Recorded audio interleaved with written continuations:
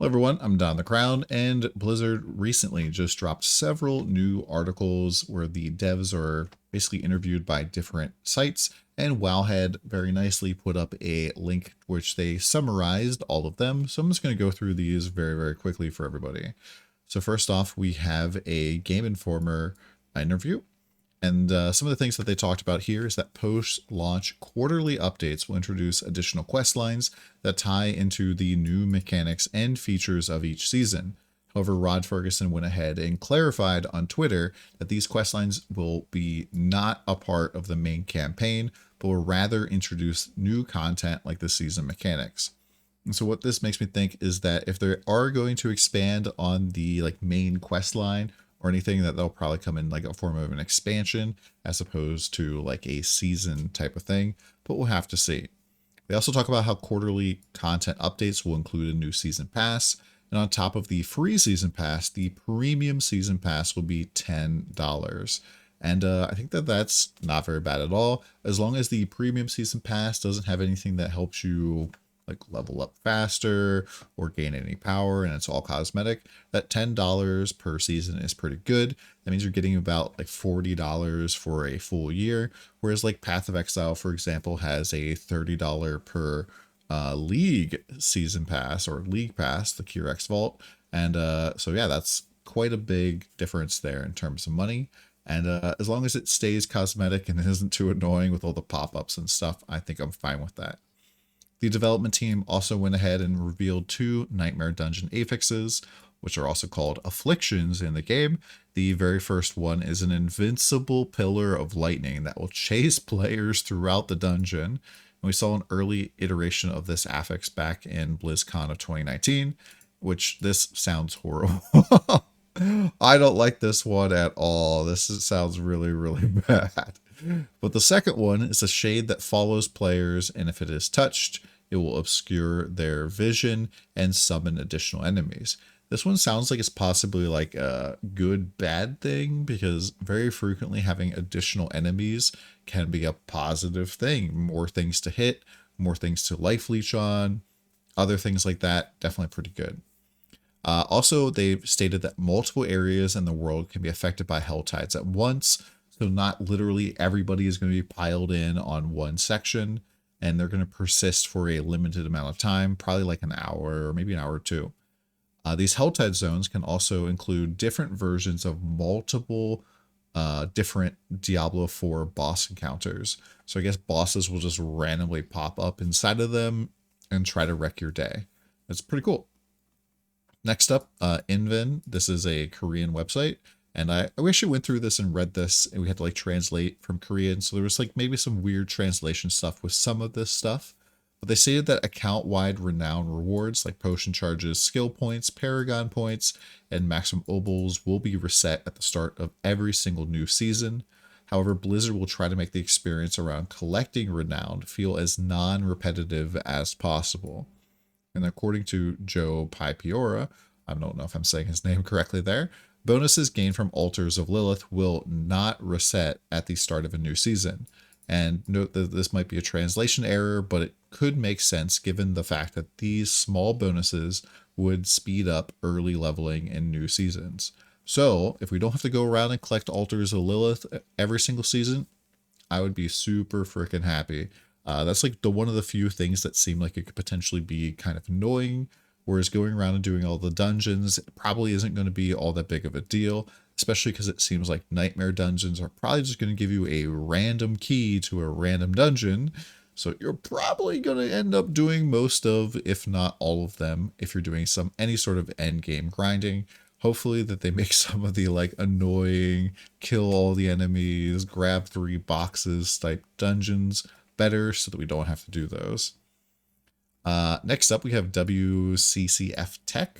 Never heard of the site, but players can max out the Paragon board, but it will take a very long time.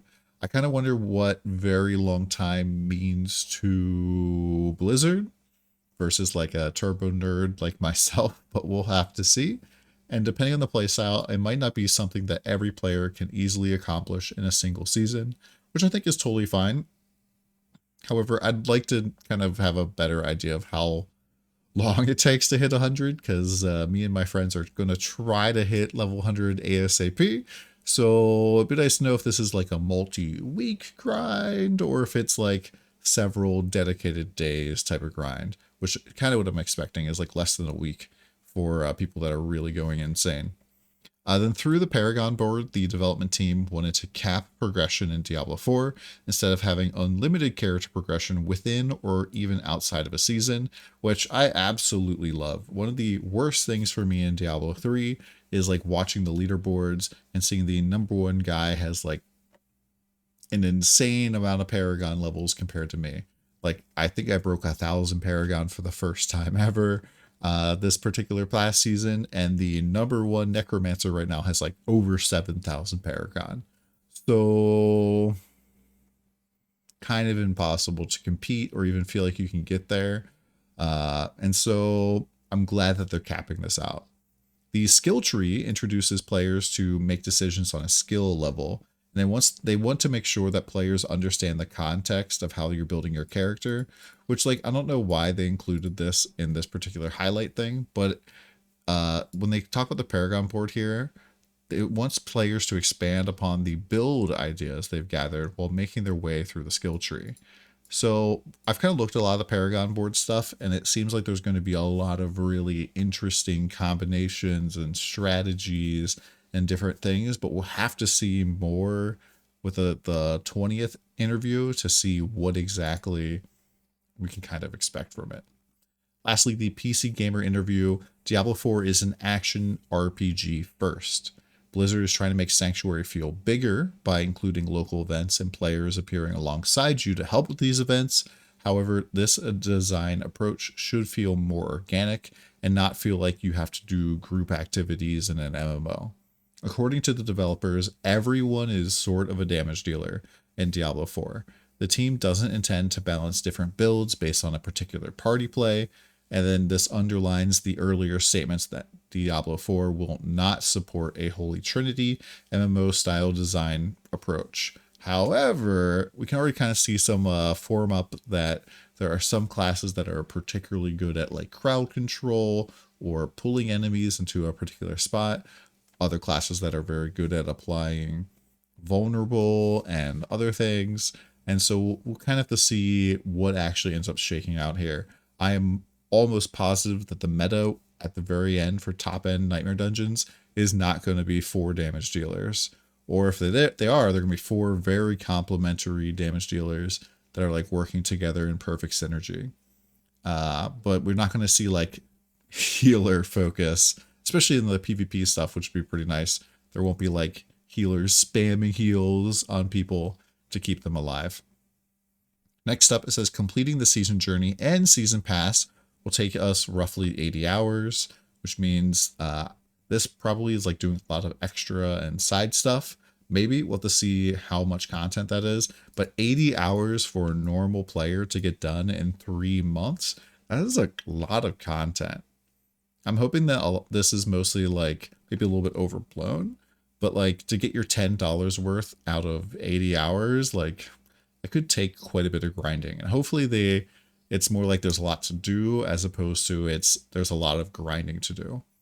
And then lastly, reaching level 100 could take a little bit longer than that based off how you play, which, you know, kind of gives us an idea. They're probably going to take like turbo nerds, probably like 40 to 60 hours to complete the journey and the season pass, maybe a little bit longer than that to reach level 100. So it's probably going to be closer to like a week level grind as opposed to a month for people that are going for that level 100 and playing a lot. Hopefully this helped out a little bit. I'll put a link to this in the video down below. Let me know what you guys think and if you guys are hyped for Diablo 4 and what class you're going to start with. I'm playing Barbarian and pushing for 100 ASAP. Hope you guys have a good one and come by the stream.